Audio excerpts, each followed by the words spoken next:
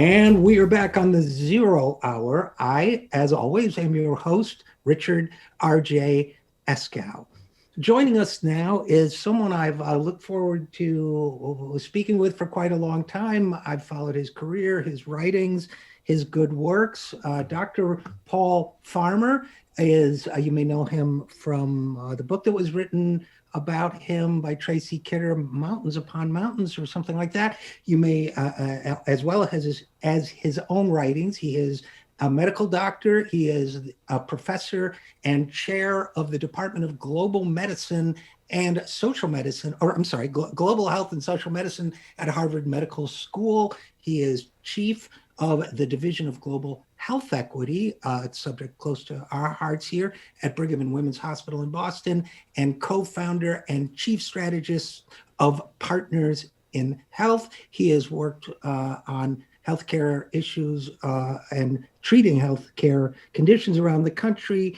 I won't go through all his credentials, but he's the author of multiple books, the latest of which we're about to discuss. It will be released, in fact, it was released last month, Fever, Feuds, and Diamonds, Ebola, and the Ravages of History. So first of all, Dr. Paul Farmer, thank you for coming on the program. Thank you for having me, RJ. So, let's start with this, if we may. As is often the case in, sometimes events have a symmetry we don't expect. I assume this book has been in the works for quite a while, and that it is coincidence that it appears in a year when this country and the world is dealing with the COVID pandemic. So what was, unless you're prescient or wrote it very quickly, what was the inspiration for writing this book now? Well, I mean, part of it had to do with the extremity of the circumstances that I encountered in Sierra Leone and Liberia in 2014, when Ebola was running rampant from east to west in those countries.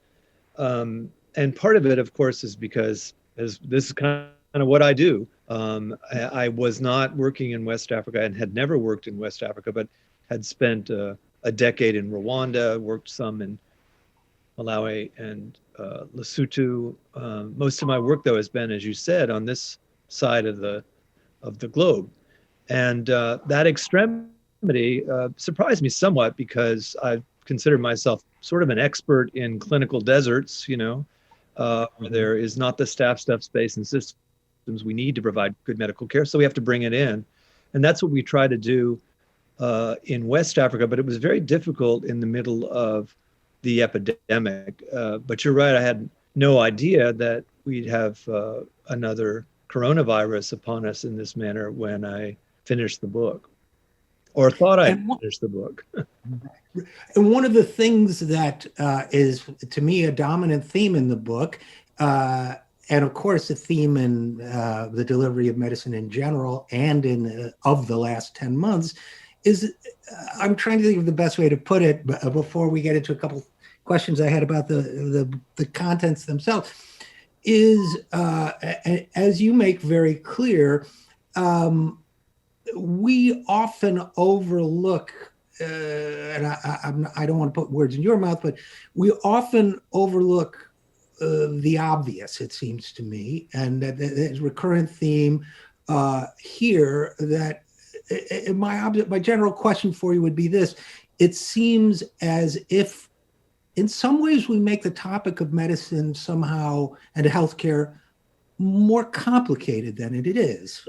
For example, in this country, there's a great deal of head scratching and calling for research on, let's say, health disparities between Black and white Americans, where, of course, more research is urgently needed and we need to quantify and understand the problem. But much of that is easily explainable by racial disparities in where ambulances go. If they go to a historically Black hospital in Los Angeles, even if it's further away than another hospital, we've seen studies on that, or simply level of income, environmental contaminants, things that people should be able to readily grasp. And yet somehow in our conversation about how to improve our health, it seems, and we'll get to a couple examples in the book, but it seems just overall society misses the obvious in search of the obscure. Do you understand my question or what I'm trying to get at? I do understand, and I think we're living in the middle of it right now with COVID-19. Every time there's an epidemic or a pandemic like this, you see these health disparities that, of course, reflect social fissures, right? And you mentioned the most important one in the United States, along with Native Americans. And then we act surprised when the same kind of maldistributed suffering is seen again. And one of the problems and one of the reasons for the book is to insist on acknowledging the social determinants of not only the distribution of the disease, but who gets good care and who doesn't, right? And in the absence of that insistence comes a series of hypotheses that are genetic. In the 19th century, the term hereditary was used to describe why, let's say, blacks died more often than whites from tuberculosis. I mean, imagine that in the 19th century, even during slavery in the first half, you'd still have these discussions of how to explain away health disparities without ever talking about the social disparities. They would be genetic, they would be involved with lung function, renal function, and that has not gone away. So that's another reason to try and insist in print on the obvious, as you said. And of course, the phenomenon you describe is, how do I put this genteelly, has a certain overtone of racism to it, that the othering, and I'm not saying that everyone who brought that up was coming from a racist perspective. I'm sure they were concerned about genetic predispositions legitimately, but somehow the idea that other populations, whether they be poor white Americans, Black Americans, or Black people of color in other parts of the world or here, that we don't reach for the most readily changeable of all on one level, which is address nutrition, address access to healthcare, address not living in high stress environments, not having your children grow up and, whatever that does epigenetically, and, the things that we could do if we have a mind to do today. And it seems to me your book uses Ebola as an excellent kind of teaching example for that. So yeah, I think so. In addition to giving too much credit to, let's say, genetics or pathophysiology, we can also fall in the trap of giving too much credit to the virus, right? And the virus is never the only protagonist of the story. But the way that plays itself out, it's happening right now in the United States, are arguments about mutations in the virus that confer increased transmissibility or increased virulence. That is, some mutation causes them to be more deadly. Now, certainly that happens, but again, it's moving away from the obvious explanations for the majority of the disparities towards the obscure.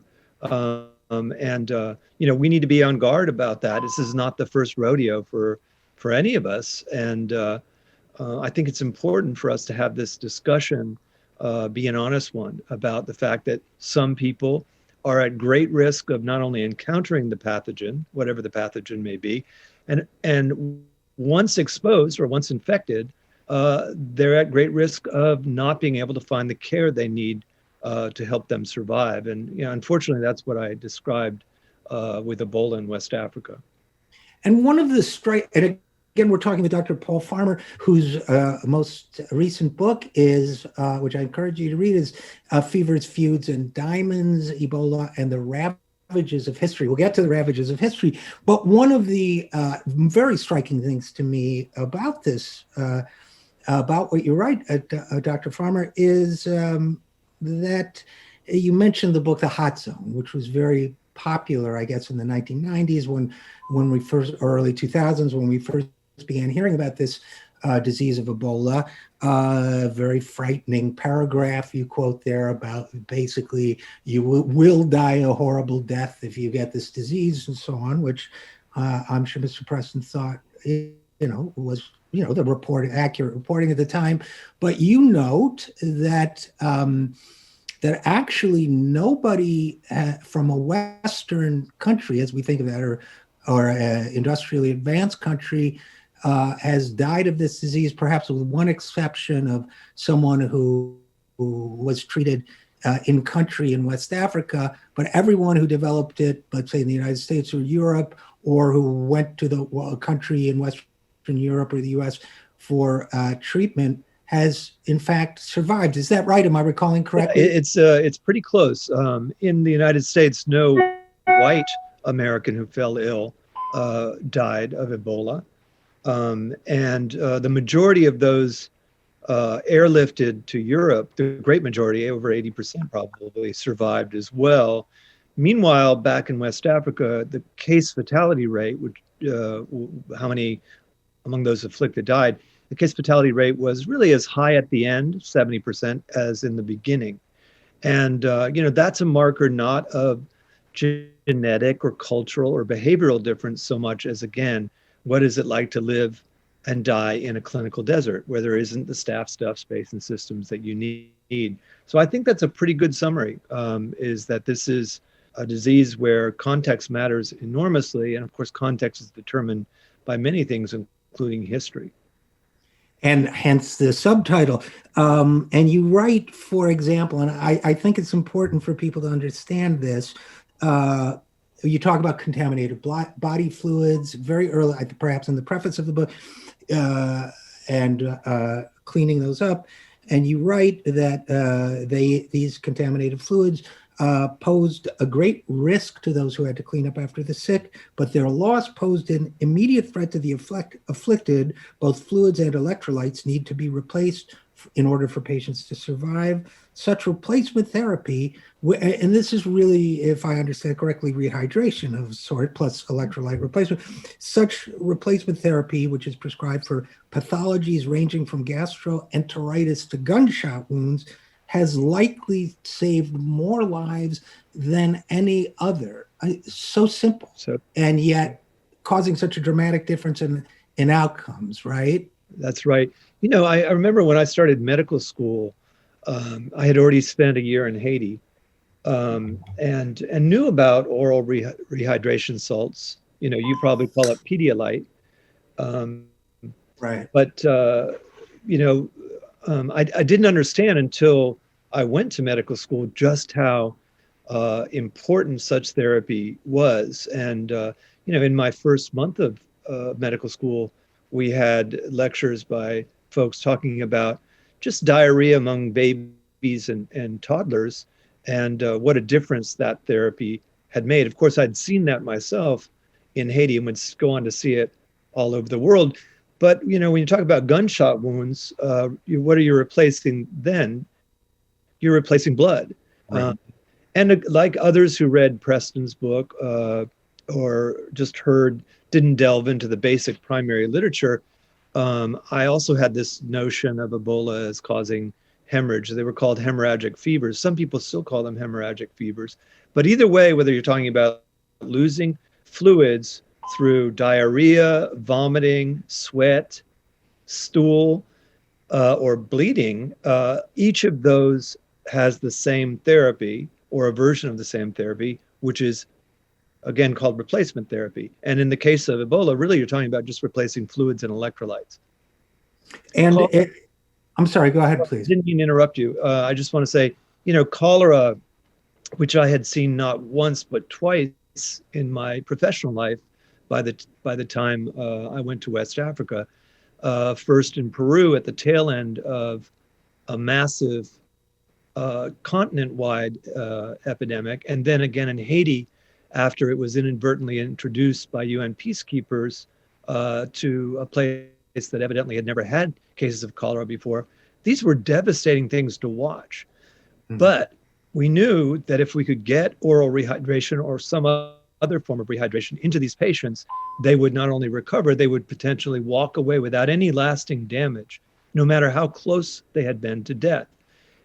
And the trick, of course, is for those patients who can't sip, this salty fluid, and that's anybody who's, in a coma, or as the medical word is obtunded. Maybe they're children, maybe they're vomiting. It's not a tiny subset of cholera patients, and it's a big subset of Ebola patients. And by the way, I dealt with that issue a great deal with my own mother when, for whom I was responsible, when she had advanced dementia and she wouldn't drink water, and it got worse over time, and became a serious threat to life before she completely lost her communication skills. She was born in France. She said, well, her mother told her French people don't drink water. But actually, it was a more fundamental problem, as you well know. And you said, and this was a striking sentence, I think it was in reference to the two brothers who were suffering from enormous fluid loss. I'm not sure, but you said you looked on fearing that another early 21st century family was being undone by a failure to deliver early 20th century therapies. Again, sometimes it seems to me your message, one of your messages is we overlook the fundamental sometimes. Yeah, is that fair? That's fair. And I remember that day very, very well. It was the first time I'd ever seen someone kind of shrivel up right in front of me. And I was not the caregiver. I was visiting an Ebola treatment unit, or ETU. To see these two young people, they were brothers. I didn't put this in the book, but I'm not even sure they were brothers. They sure looked like brothers. But one was just, he collapsed in front of us, but we were on the other side of the there was this orange plastic barrier between us and the patients in the hot zone or red zone. And, and we weren't in PPE. We didn't have on protective gear. We just watched as he collapsed.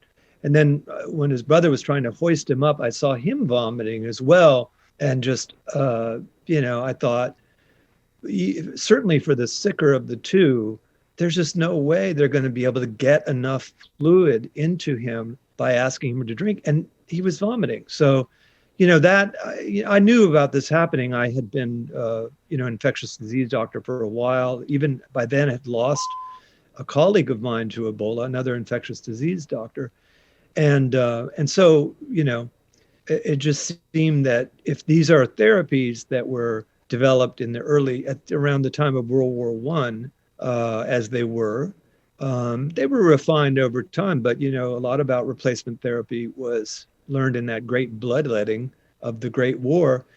And yet here we were, in 2014 in Monrovia, Liberia, and, it wasn't clear that they were going to get an IV, or they didn't. That was sort of the stated policy right then.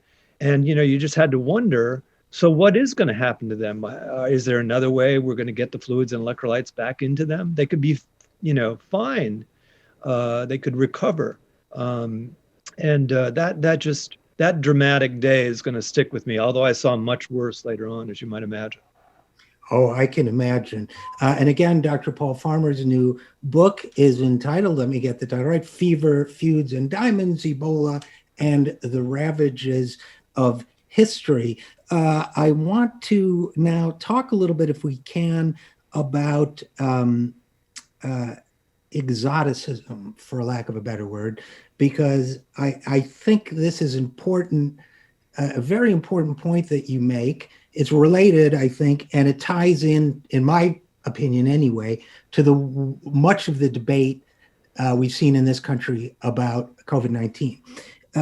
You write, the formula had become predictable. I think the media formula is what you mean. By August, Ebola is contained in exotic animals. West Africans eat these animals. A pandemic kills its victims by causing their internal organs to liquefy, and so on and so on. And then you go on to say, perhaps the most outrageous claims staked in the early months of the epidemic were that the afflicted and their caregivers obstinately refused to follow sound advice or accept modern medical care. You also talk elsewhere about that the zoonotic nature of it. It jumps from animals to humans, and how that it was used in a sense. I don't want to put words in your mouth, but the way I would put it would be to exoticize and almost other both the disease, its causes, and the people who suffer from it. Could you talk about that a little bit, and perhaps how in more eloquently than I've done? No, I mean, with pleasure. It turns out that it's perfectly correct to say racism in Uh, regarding these epidemics, right? Especially when they occurred on the continent of Africa.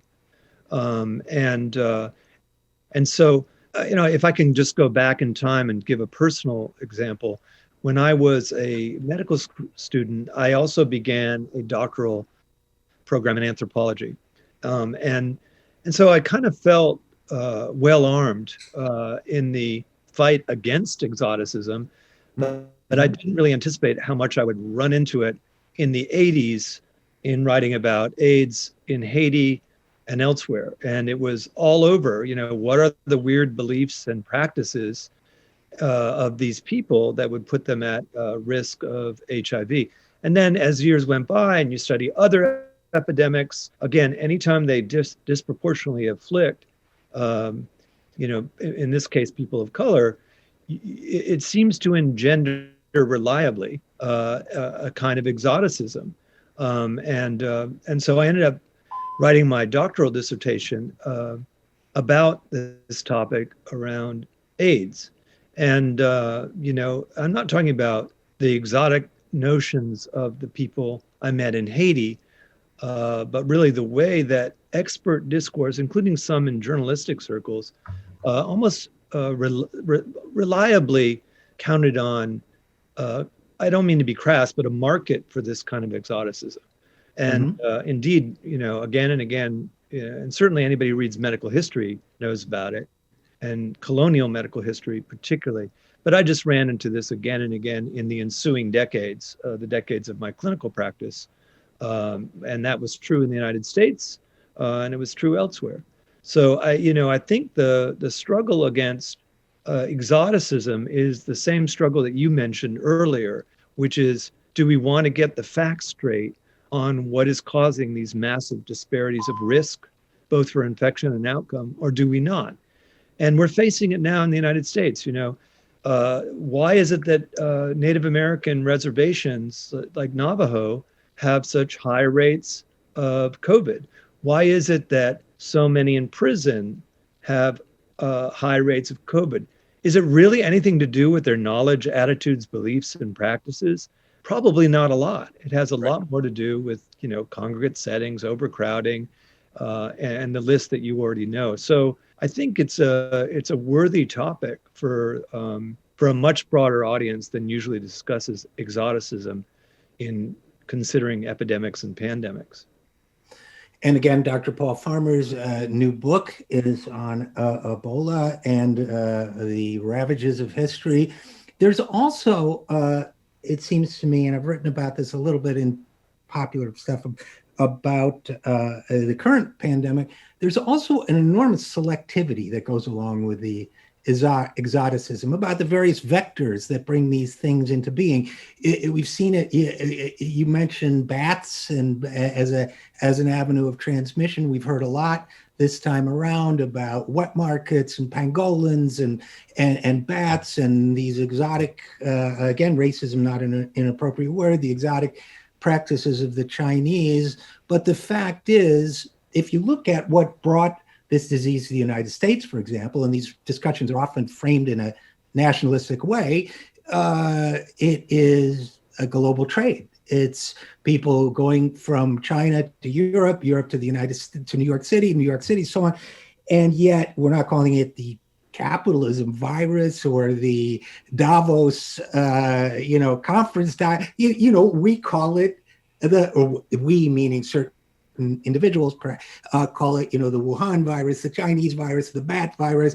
And to me, that one of the things, the Ravages of History part of your subtitle, makes it very clear that not just Ebola, but throughout centuries that the tracks of our own European, in the case of, I suspect of both of us, but European ancestors and certainly European antecedents of this country, British Empire, American Empire, that all of that has much more to do with the preconditions of something like an Ebola virus than the fact that they eat a diet that we think is unusual.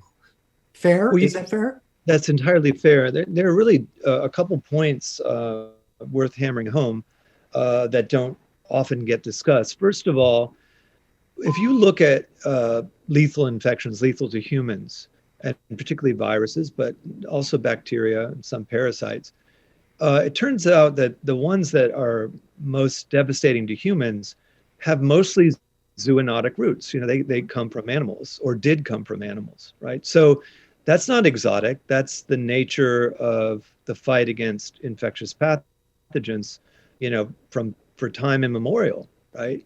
And the second point you already brought up, which is that this is really about global commerce as much as anything else, which again is not regarded as exotic, unlike, eating pangolins or, civets or something in a wet market in China, right? There's also a long history of making fun of others' foods, Right. and so those are two important points. And if you look at the history of the major public health organizations like the World Health Organization or the Pan American Health Organization, they're rooted very much in the fight to protect commerce. That's where they come from. If there's an outbreak of cholera, and up goes the flag, the yellow jack, to mark an epidemic, that means that ships won't dock, and that the stuff being peddled isn't unloaded, and it interrupts trade, just as COVID is doing right now, right? And again, there's so much about this that it happens again and again with every epidemic and every pandemic. So why the exoticism? And then there's always an answer to that question too. It varies from time to time and place to place, right? I mentioned the 19th century because a lot of times you heard people talking about, let's say, I mentioned already the example of Black Americans who were treated as 3/5 of an American, the blaming that was done. What is it about their genetics or their culture and behavior that leads to these outbreaks? And it's the same story again and again when you look at colonial rule in Africa, which is largely a 20th century phenomenon.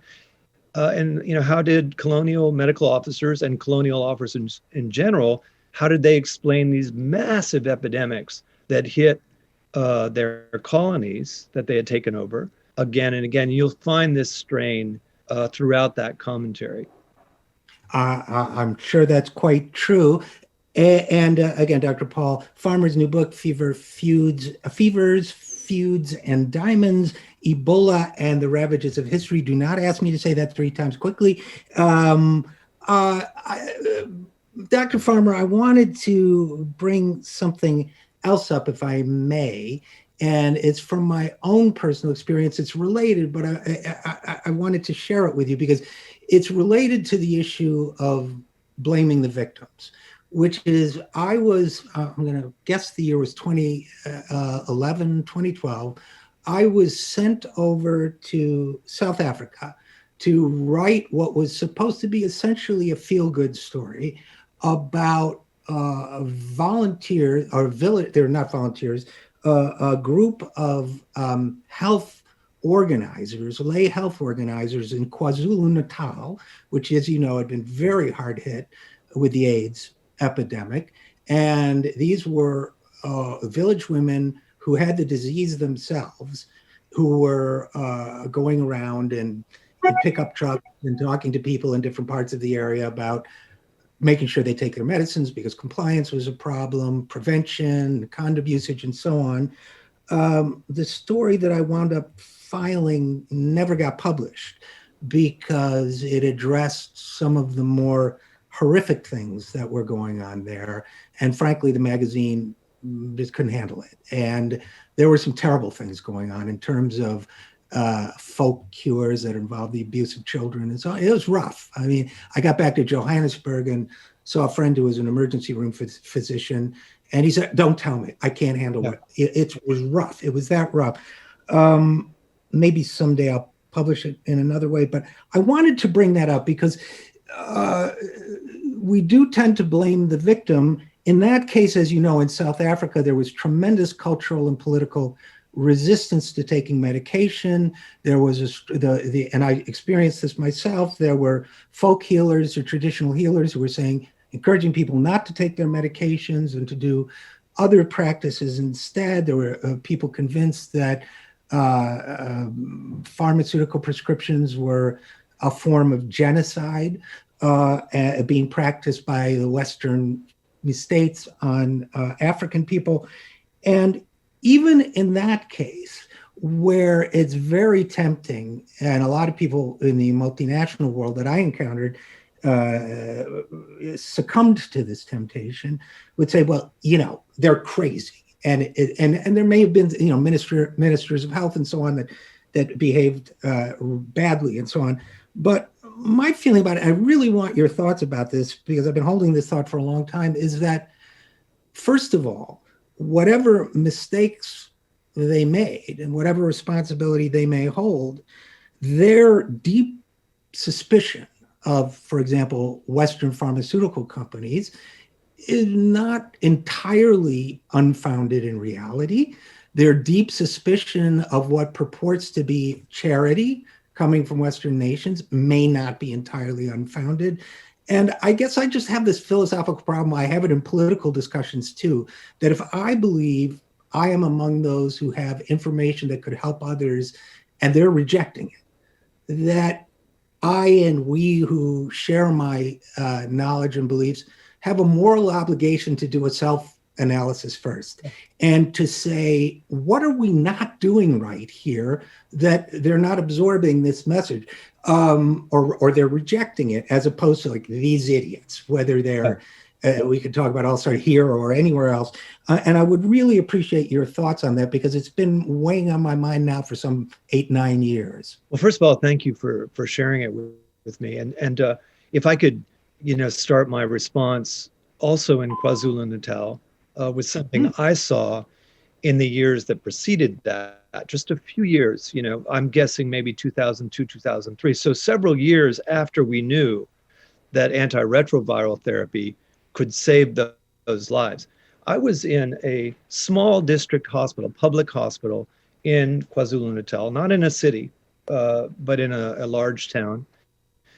And I was rounding or visiting patients. Obviously I was the guest of the hospital.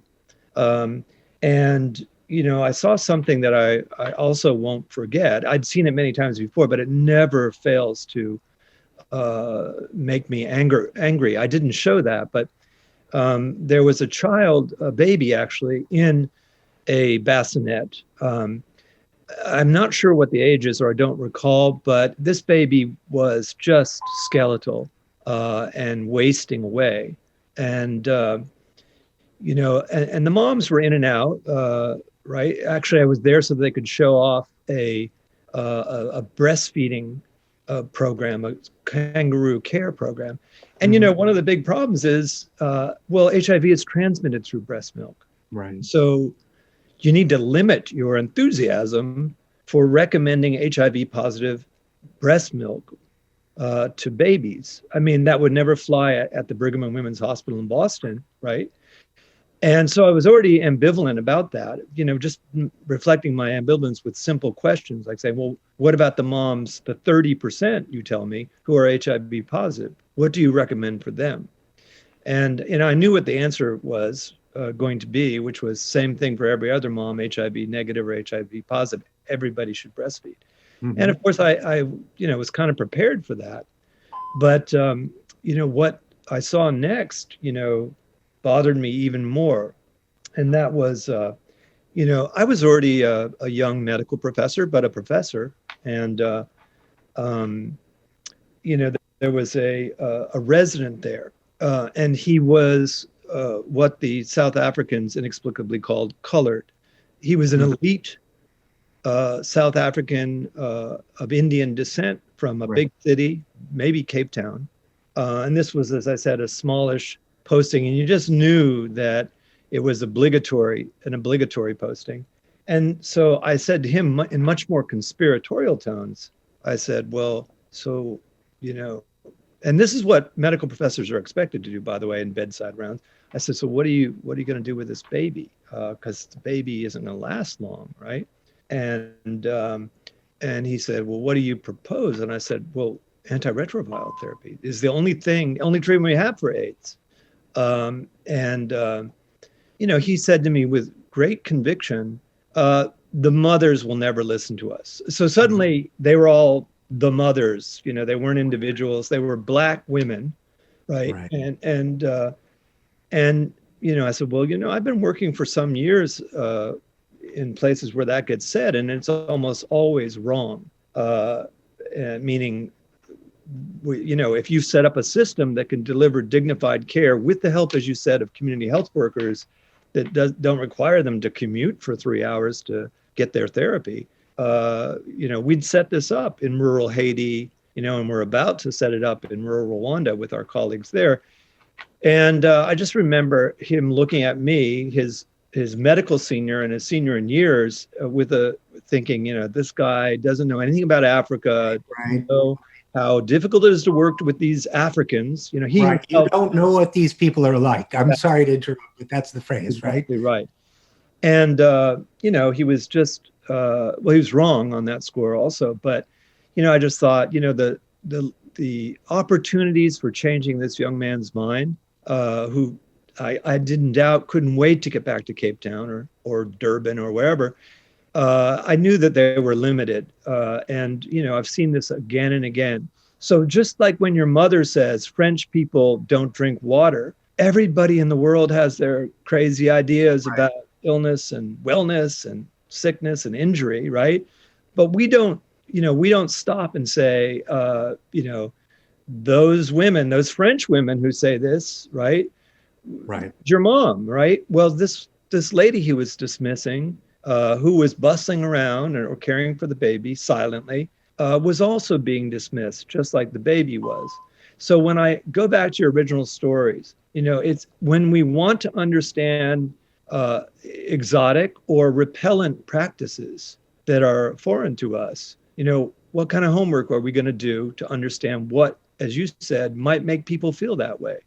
And indeed, I would say that the book that you've been kind enough to mention is really an exercise in saying these are the kind of things you'd want to know about West Africa before you start running your mouth about what these women want or don't want. And again, I couldn't say that to this young elite. I'm just going to use the term that I think is right. I wasn't going to be there. You know, a couple days later, there was, you know, really it was a no hope kind of endeavor. But I'm glad that, you know, I have had the chance of having these discussions with doctors and nurses across that continent now, particularly in Rwanda, Malawi, Lesotho, and more recently in Sierra Leone and Liberia. And that's thanks to Partners in Health, right? Which, you know, without the there, without the staff, space, and systems, even these conversations are difficult. I would say that was a conversation infused by racism, not mine, his. And but you have to have the right setting in which to make that a meaningful conversation, you know, not by just scolding him. You know, I'm hoping to have those kind of conversations more in the United States, or hear them rather, because I think we're grappling with some of the same othering that you mentioned earlier in responding to COVID. And Dr. Paul Farmer, I want to be respectful of your time. I don't know when you have to leave us, but there were a couple other things I wanted to raise before I let you go, if that's okay. Yeah, that'd be great. Okay. One is we mentioned social medicine earlier, and or perhaps it was before we went on the air. I'm not sure, but it's certainly a theme in this book. You are a professor of, among other things, social medicine. I have a longstanding interest in the topic of social medicine, which, as I understand it, dates back to Dr. Rudolf Virchow, right, in the 19th century. And Virchow was part of the 1849 European revolutions, political and cultural, and in many other ways. And I tried to inject that back. I've actually tried to pitch a couple articles on it to normally left-wing magazines, and so far, no luck. But I'm going to keep at it, and because I think it's very relevant to our time and place, and I think it's been lost. I mean, you know better than I that in the 60s, for example, there were global conferences on social medicine. There were global resolutions, and I think one was in Soviet Union or someplace, but on applying these principles to governance. And of course, Virchow had, I think he came up with it after a Silesian epidemic or something, and was of the opinion that and again, I'm drawing on older memories now, but that you cannot treat certain diseases without treating the societal conditions that cause them to be propagated, spread, and undertreated, and so on. It seems to me that that's your message here as well. Is it not, that a social medicine approach is critical to addressing whether it's Ebola or COVID-19 or just the health conditions we deal with every day? Is that fair? That's entirely fair. And maybe in your next pitch about writing about Virchow, who many regard as not only the father of social medicine, but of pathology and medical anthropology. This guy was a polymath.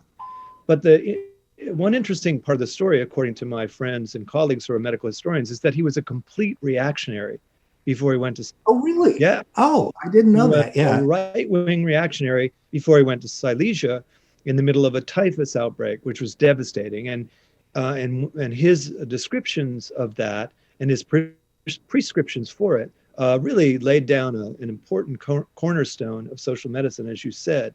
So remember that next time you pitch a magazine article. I will. Yeah. And if I were not in the middle of moving, on the shelf right behind me that is not visible would be my book. I'm blanking on the name, physician and medical historian of the 1920s. I think the title is Social Medicine and Medical Police, medical policing, and the medical policing concept being the sort of Prussian, more authoritarian, but with some positive aspects, but basically that authorities should be tracking the health of the people and then instructing them on what to do. So a little Prussian, but with some useful elements to it, I guess. And it seems to me that one of my takeaways from your book in terms of the colonial imposition of ill health, among other things, on these populations, is that we had a little too much medical policing. You talk about a Marshall approach to care, MARTIAL, Marshall approach to care, as opposed to, at one point you say colonialism brought this and this and this and this, describing some negatives. What it did not bring is healthcare. Yeah. Well, if we could go from a Marshall, MARTIAL, to a Marshall Plan for global health equity, that would be very good. And it gets back to your question that I failed to answer about social determinants and social supports. One of the differences between now and when Virchow wrote is that we do actually have tools that would allow us to intervene even without significant changes in the social conditions of patients. I mean, the painful example here is not an antiviral for Ebola, but rather just replacement therapy, as I said. He didn't know that back in the 19th century. I mean, this was really an early 20th century kind of intervention. But it doesn't mean you can ignore social conditions altogether. So, for example, the kind of social supports that we could offer along with modern medical care, maybe they're food supplements, maybe they're travel vouchers for getting back and forth to a clinic, maybe they're help finding a job, as you said, KwaZulu-Natal, as a health assistant or a community health worker. In our work with Partners in Health over the last 30-something years, again and again, we've found that those interventions improve health, right? Having a job, makes you less likely to get sick. Having insurance makes you less likely to fall through the cracks when you do get sick or injured. So I think social medicine is where we need to go again, is that regardless of whether you're a surgeon or a nephrologist or a nurse practitioner or a manager of a hospital or a clinic, we need more knowledge of social medicine, because we're still in the grips of these debates about why some people get sick and others don't, about why the same virus, even the same strain of a virus, can take one person's life and spare someone of the exact same age. This has to do with the quality of medical care and the conditions. As you point out, people are malnourished, anemic. They may have other illnesses like tuberculosis or HIV. And, it's so complicated. It was complicated in discussing typhus and silesia in the 19th century. It's even more complicated in some ways now that we do have more effective tools in medicine, because without an equity plan to make sure that those tools are available to those who need them most, we're going to see a widening outcome gap instead of a narrowing one that we have to look for, that we have to hope for too, and insist on. And again, I think that's where we are in this country with COVID. There'll be more interest, not less, I believe, in social medicine as people try to sort out why this has been so disastrous here in the United States as compared to, let's say, Rwanda. And Dr. Paul Farmer, I also feel the absence of social medicine sometimes as a perspective, sometimes even in well-meaning conversations about, for example, I always have this reaction when I hear the phrase cancer moonshot, because to me, not that I wholeheartedly support, much greater investment in cancer treatment research, but this notion that we can cure cancer with, in effect, a 3-stage rocket that costs billions of dollars, as opposed, I always have the same reaction, which is we know how to cure a lot of cancer right now or prevent it. We just don't do it. We know to get contaminants out of the food and water and air. We know, other practices. We know we need to be doing more early detection, whatever it may be, that in fact, it's not a moonshot. It's more of a distributed set of changes. And if you agree with that, then speak let up. me know. And if what? I do agree with that. And I think that if we're looking for new language, then we can have the call for an implementation moonshot. That is, why don't we make sure and use the tools that we do have fairly? You mentioned toxic environments. You could go right. Sometimes we even have vaccines like human papillomavirus vaccine that prevents most cases of cervical cancer. Why haven't we fought to distribute that across the cervical cancer belt in Africa? I mean, some people have fought to do that.